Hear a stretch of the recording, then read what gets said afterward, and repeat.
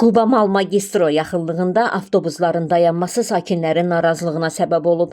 İddialara görə insanların sıx hərəkət etdiyi ərazidə avtobusların dayanması təhlükəli vəziyyət yaradıb və bədbəxt hadisələrə səbəb olur. Sakinlər bildirirlər ki, ərazidən təxminən 100 metr aralıda geniş boş meydançalar mövcuddur. Onlar aidiyyəti qurumlardan məsələyə müdaxilə etməyi və təhlükəsizliyin təmin olunması üçün tədbir görülməsini xahiş edirlər. Xoş gördük dəyərli izləyicilər. Hər vaxtınız xeyirli olsun. Biz hazırda Quba rayonundayıq. Uniba ilə üzbüz megastar deyilən ərazidəyik. Quba-Malın yaxınlığındayıq. Kanalımıza müraciət edən bir çox sürücülər, dükana gələnlər narazılıq edirlər ki, qanunsuz olaraq avtobuslar burada dayanır. Avtobusların burada dayanmağı ilə burada qəzalar, avtoqəzalar çox olur.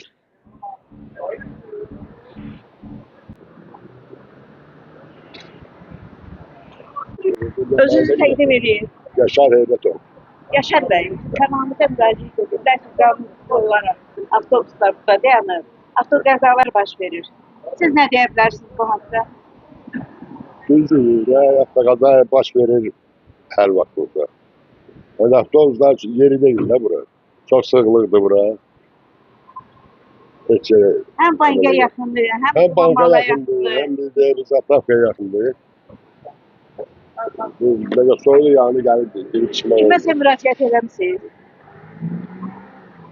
Yok, biz meylememişim ki. Eləyib. Götürüyorum ya, götürüyorum. Manolla oxuyan Germaniya.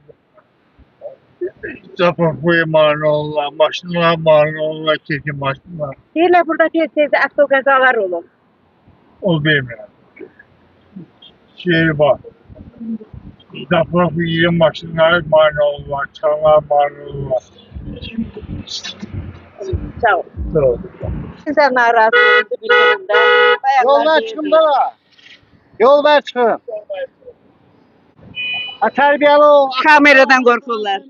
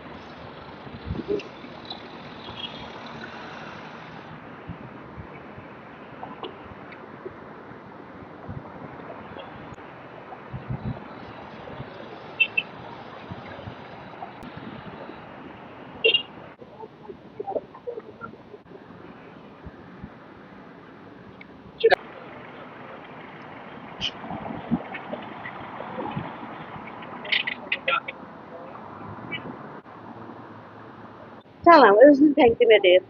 Fərhad Eyvazov. Fərhad bəy, kanalımıza müraciət edin. Bəlkə bu avtobusda dayanacaq. Olmuyor, avtobusa burada saxlayıb. Cürbəcür qəzalar baş verir. Siz nə deyə Gözünüzü bilərsiniz? qabağında çəkin baxın da. Çəkmişəm. Ha, Buyurun. Allah kömürlüğü. Bakın da başında işte bu avtobus şoförünün nesin? Uğra, bura koyandı da. Düzü. Ya burada avtobus şoförlerinin bakın da başında özünü çekin bakın da ne gündür. Niyə qarşıda saxlamırlar, məcburda Orada saxlayırlar? boş yerler vardı. Ulan Boş sahilmiş yerler var. var Orada yer aslında. qabağda. Ha, boş yerler vardı. Saxlayabilirler de. Boş yerler doludur. Değil qabağda traktörler yerler yeri var dolu idi. olmaz, Traktörler niye? götürdülər. Boş yer. Xaç Valla yaradırlar. bu da vəzifələr bilər də. O bura icazə verən adam, bura koyan adam bilərdi. Düz ölür. Biz nə hardan bilək? Özünüzə çəkiliş edirsiniz, çəkin baxın. Gördünüz. Bu şofördür. O neyinə lazım? Bunu deyəcəklər ki, burada saxla, gidib burada saxlayacaq. Buna deyirlər burada saxla, o da burada saxla. Bu neyləsin?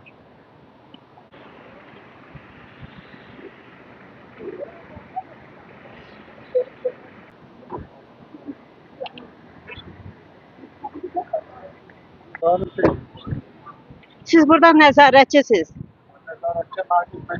Niyə burada dayanırsan, çəkmirsən? Dəyərli izləyicilər, bax hər tərəf boşluqdur. Orayla buranın 50 metr arası yoxdur.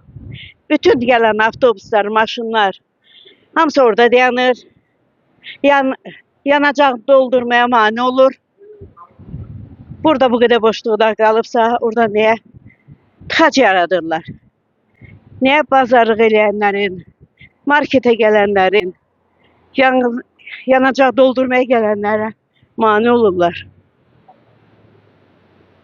Bura kim nəzarət edirsə, sizdən artıq dərəcədə xahiş edirik.